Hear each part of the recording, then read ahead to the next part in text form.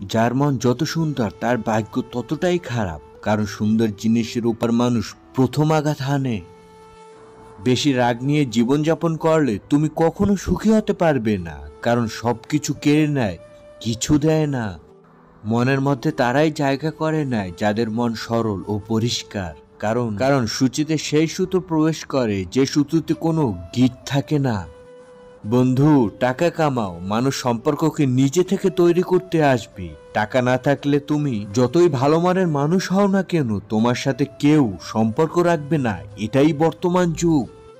আপনি কষ্ট পেলে, আপনি দুঃখ পেলে, আপনি বিপদে পড়লে দেখবেন কিছু মানুষ আছে মজা নিচ্ছে। এরা আসলে জানে না বিপদ কাউকে বলে আসে না। সময় বড় অদ্ভুত, চেনা মানুষের অচেনা চেহারাগুলো সামনে এনে দেয়। শুধু নিজের জন্য আনন্দ খুঁজলে কখনো পাবে না। তুমি যদি সবাইকে আনন্দ দেওয়ার চেষ্টা করো, তাহলে এই আনন্দ তোমার কাছে এসে ধরা দেবে। আমরা বাস্তবতার চেয়ে কল্পনাকে বেশি ভালোবাসি, তাই তো আমরা বেশি কষ্ট পাই। কিছু মানুষ, কিছু নাম, কিছু স্মৃতি কোনোদিন ইচ্ছে করলেও কখনোই ভোলা যায় না। যে ক্ষমা চাইতে জানে, ভুল স্বীকার করতে জানে, সেই সবচেয়ে বেশি ভালোবাসা পাওয়ার যোগ্য।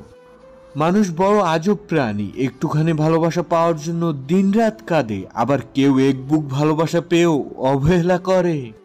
স্বার্থপর মানুষগুলো খুব ভালো করেই জানে কখন মানুষকে ব্যবহার করতে হয় আর কখন অবহেলা।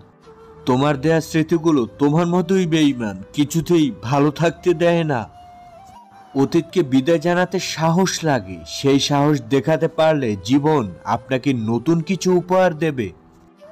ভুল মানুষ একবারে করে, আর সেই ভুলের মাসুল কিছু মানুষকে সারা জীবন পেতে হয়। সম্পর্ক ঠিক রাখতে হলে একে অপরের দোষ না খুঁজে পরস্পরকে বোঝার চেষ্টা করা দরকার।